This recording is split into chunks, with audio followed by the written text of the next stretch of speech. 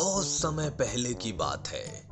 एक जंगल में एक शेर रहता था, पर वो शेर बहुत बूढ़ा हो गया था।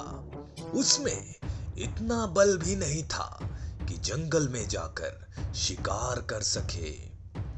इस स्थिति में उसके पास भूखे मरने के अलावा कोई रास्ता नहीं था।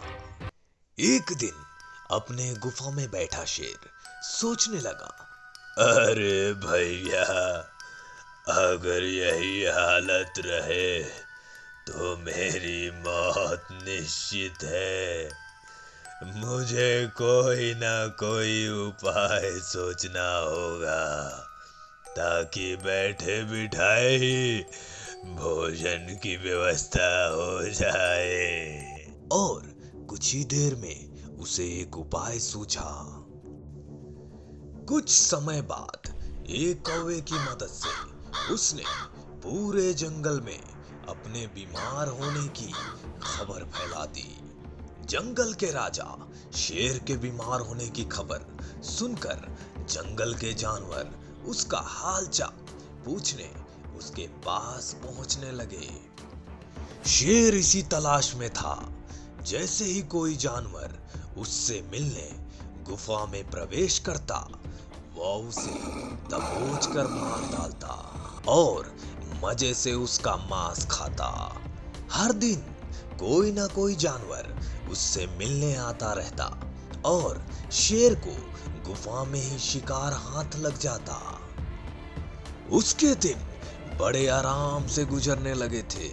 अब उसे भोजन के लिए जंगल में भटकने की जरूरत नहीं थी। अब बिना मेहनत के उसे गुफा में ही भरपेट भोजन मिलने लगा था। कुछ ही दिनों में शेर भरपूर मोटा और तगड़ा हो गया। एक दिन एक लोमड़ी उससे मिलने आई। लोमड़ी चालाक थी। वह गुफा के अंदर नहीं गई, बल्कि गुफा के द्वार पर ही खड़ी हो गई। वहीं से उसने शेर से पूछा, महाराज, आपकी तबीयत कैसी है? क्या अब अच्छा महसूस कर रहे हैं? कौन हो मित्र?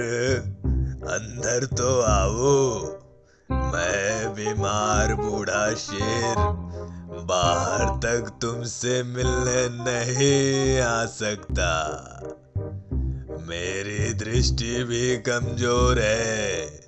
मैं तुम्हें यहाँ से ठीक से देख भी नहीं सकता। आओ मेरे पास, आओ, मुझसे आखिरी बार मिल लो।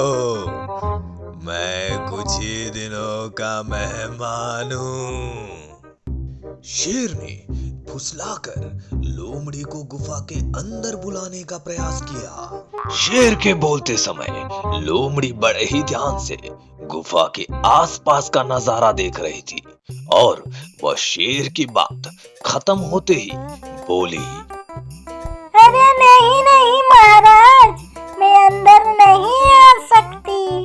आपके गुफा के अंदर जाते हुए जानवरों के पैरों के निशान तो है, किंतु बाहर आते हुए नहीं है। इसका अर्थ मैं समझ गई हूँ।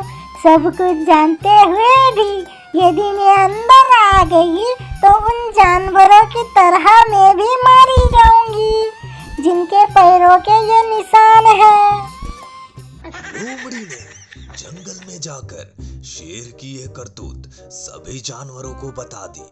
उसके बाद कोई भी जानवर शेर से मिलने नहीं गया। इस तरह अपनी बुद्धिमानी से लोमड़ी ने ना सिर्फ अपनी जान बचाई, बल्कि जंगल के अन्य जानवरों को भी शेर के हाथों से मरने से बचा लिया। तो दोस्तों, इस कहानी से हमें क्या सीखने को मिलता है? हमें यही सीखने को मिलता है कि हमेशा अपने दिमाग से काम लेना चाहिए।